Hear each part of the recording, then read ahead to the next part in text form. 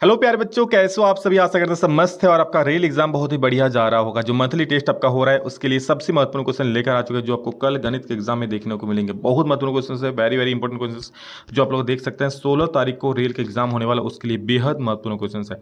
इसमें कुछ ऑब्जेक्टिव रहेंगे, कुछ सब्जेक्टिव रहेंगे यानी लघु उत्तरीय रहेंगे और कुछ दीर्घ उत्तरीय प्रश्न भी आप लोगों के रहने वाले हैं। चलिए फटाफट से आप लोगों को प्रश्नों को दिखाते हैं क्या क्या। पहला प्रश्न देखिए देखिए मेन चीजें समझ जाइए ताकि कोई भी प्रश्न रहिए एकदम धुन के आइएगा, है ना। और आप लोग आगे ऐसे वीडियोस चाहिए तो चैनल को फटाफट से सब्सक्राइब जरूर कर लीजिए, क्योंकि आप लोग देखते हो सब्सक्राइब करना भूल जाते हो, है ना। चलिए देखते क्या है। सबसे पहला, यदि a1/a2 equal to b1/b2 not equal to c1/c2 हो तो समीकरण युग्म आपका क्या होगा। यहाँ पर साफ साफ लिखा हुआ है। तो देखिए, अगर a1/a2 equal to b1/b2 not equal to c1/c2 हो तो समीकरण युग्म इसका और इसका क्या होगा। देखिए, ऐसा कब होता है, जब समांतर होता है। और समांतर में क्या, कोई हल नहीं होता है ना। ये इसका एक बेसिक क्लास में इससे पहले वाला वीडियो में अपलोड कर दिया हूँ, डिस्क्रिप्शन में उसका लिंक दे दूंगा, उसको जरूर देख लीजिएगा, है ना। वहाँ पर फुल टू ढांस तैयारी करवाए हैं। तो ये समांतर का इक्वेशन हो जाएगा। समांतर में कोई भी हल नहीं होता, इसलिए कोई हल नहीं, ऑप्शन नंबर ए सही हो जाएगा। नेक्स्ट, समीकरण दिया है दो ठो एगो और एगो का युग्म क्या होगा। एक अद्वितीय हल है, ठीक, दो हल है, अपरिमित रूप से अनेक हल है कि कोई नहीं। तो इस प्रकार का प्रश्न आप हमेशा, क्योंकि ये चैप्टर है a1/a2 b1/b2 c1/c2, सिंपल सा हरी क्यों नहीं निकलना है। सबसे पहले हम a1/a2 निकालेंगे। क्या निकालेंगे बच्चा, a1/a2, है ना दोस्त। तो a1 क्या है, यहाँ पर x के सामने कुछ नहीं है तो 1 हो जाएगा, और बटा यहाँ पे -3 है तो -3 हो, ये a1/a2 हो गया। चलो b1/b2 निकाल के देखो क्या है। b1/b2 हम निकालते हैं। देखो b1/b2 क्या है, यहाँ पर 2 है तो 2 लिख दिया, बटा b2 कितना है, -6, तो -6 लिख दिया। ये भी कटेगा 1 और 3 में, तो ये भी -1/3 आ जाएगा। यानी a1/a2 इक्वल टू b1/b2 हो गया। अब हम c1/c2 को देखते हैं। तो अगर आप देख सकते हो c1 में क्या है 5 और c2 में क्या है 1। तो अगर आप c1/c2 निकालना भी चाहो तो आ जाएगा 5/1, जो कि इन दोनों के बराबर नहीं है। यानी फिर से हमारा कंडीशन क्या हुआ कि पहला दो ठो तो बराबर है, यानी कि मेरे भाई a1/a2 इक्वल टू b1/b2 तो है ना, but it is not equal to, ये बराबर नहीं है किसके, c1/c2 का, है ना। क्योंकि ये दोनों -1/2 करके हो रहा था, लेकिन ये नहीं हो 1/3 करके हो रहा था, बट ये वाला 5/1 हो रहा है, इसलिए ये बराबर नहीं है। और ये होता है तो समांतर होता है, समांतर में कोई हल नहीं होता है। ऑप्शन नंबर डी आएगा, तो मारोगे ना, है ना, बिल्कुल। चलो देखो, और एक प्यारा सा कमेंट बेटा जरूर कर देना है, आप लोग कमेंट से ही हमें एनर्जी मिलता है। देखिए, यदि रैखिक समीकरणों का कोई युग्म संगत है तो इसकी आलेख की रेखाएं क्या होगी। बोला रैखिक समीकरणों का कोई युग्म संगत है। संगत मतलब होता है ना कि जिसका हल निकलता है, चाहे एक हल निकले चाहे अनेक हल निकले, है ना। अगर हल है तो संगत है, हल नहीं है तो असंगत है। तो अगर संगत है तो आलेख की रेखाएं क्या होगी, समांतर होगी, सदैव संपाती होगी, प्रतिच्छेदी या संपाती होगी, या सदैव प्रतिच्छेदी होगी। तो देखो, अगर जो संगत है तो क्या होगा, हल होगा। और हल किस में होता है, प्रतिच्छेदी में भी होता है और संपाती में भी होता है, यानी ऑप्शन नंबर सी सही हो जाएगा। अच्छा, आप ये बता दो, ये चैप्टर 3 का है आप लोगों का, और ये तो बस एक मंथली टेस्ट है। आपको बोर्ड एग्जाम का तैयारी बढ़िया से करना है, तो इस चैप्टर पर अगर आप डिटेल वीडियो चाहते हो तो कमेंट करके बोलना, फुल टू सोल्यूशन ला दूंगा विकास सर आपके, है ना। और हाँ, बता दो, आप लोगों का live classes PW JAC board पर डे चल रही है, तो डिस्क्रिप्शन में उसका लिंक दिया गया है, वहाँ जरूर जुड़ो और लाइव क्लास में भाग लो। बहुत अच्छे से तैयारी करवाई जा रही है।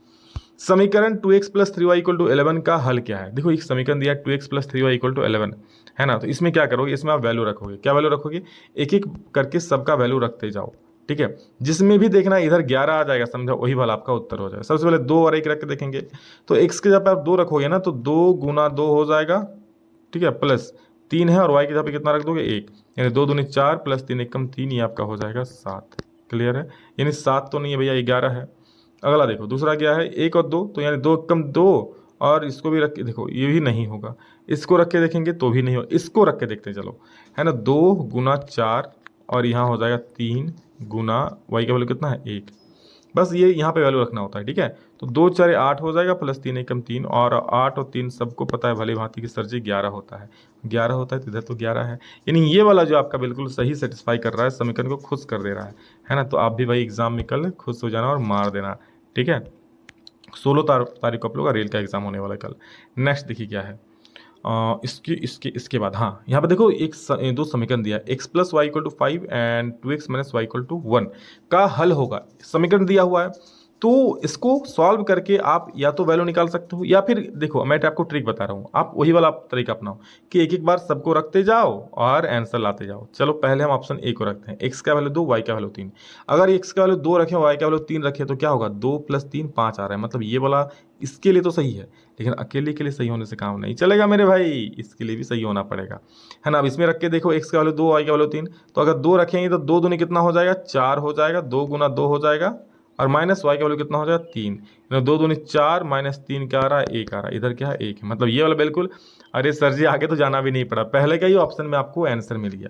आगे किसी को भी रख के देख लो आएगा ही नहीं। फॉर एग्जाम्पल रख के देख लो, 3 और 2 रखो, तो 3 और 2 रखो तो 5 तो हो जाएगा, पर यहाँ 3 दूनी 6 और उसमें से 2 घटाओगे तो आएगा क्या, 1 नहीं आएगा, है ना। यानी ऑप्शन नंबर ए जो है आपका परम सत्य उत्तर हो जाएगा।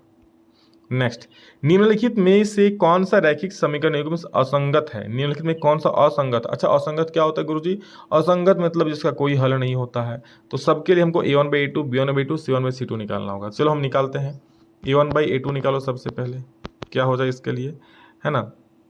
आप सबका एक एक बार निकाल के देख सकते हो, ठीक है। मैं आपको दिखा रहा हूँ, देखो मैं यहाँ पता कर ले रहा हूँ। देखो यहाँ पर होगा 2/4 यानी 1/2, और यहाँ 3/6 यानी 1/2।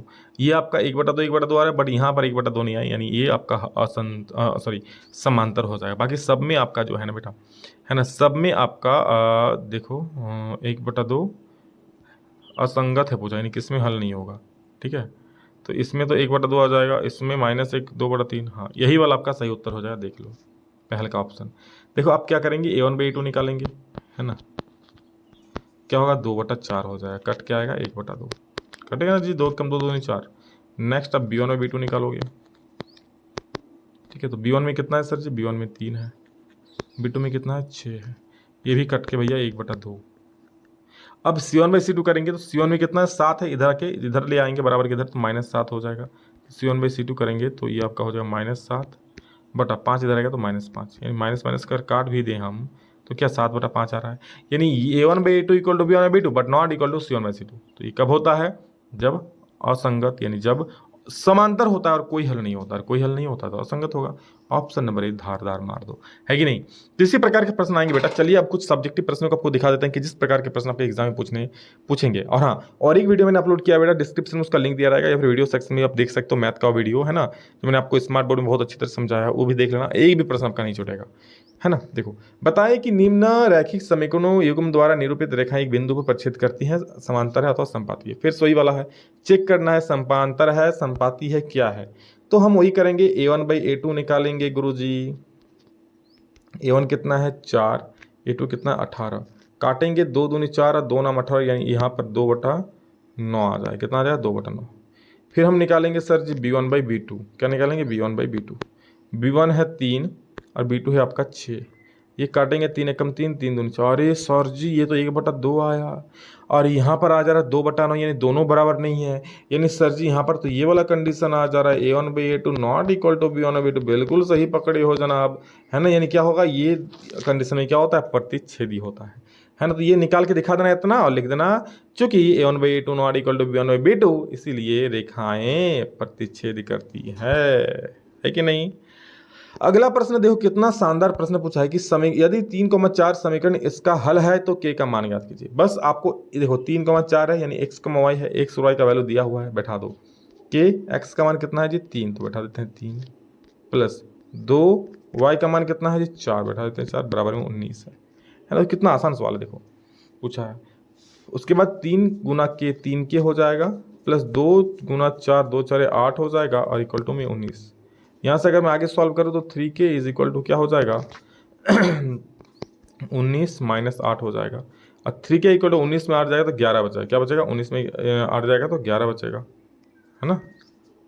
तो कर दो, 19 में 8 घटा दो, तो यानी 3k बराबर 11, यानी k बराबर 11/3, बस आ गया आंसर।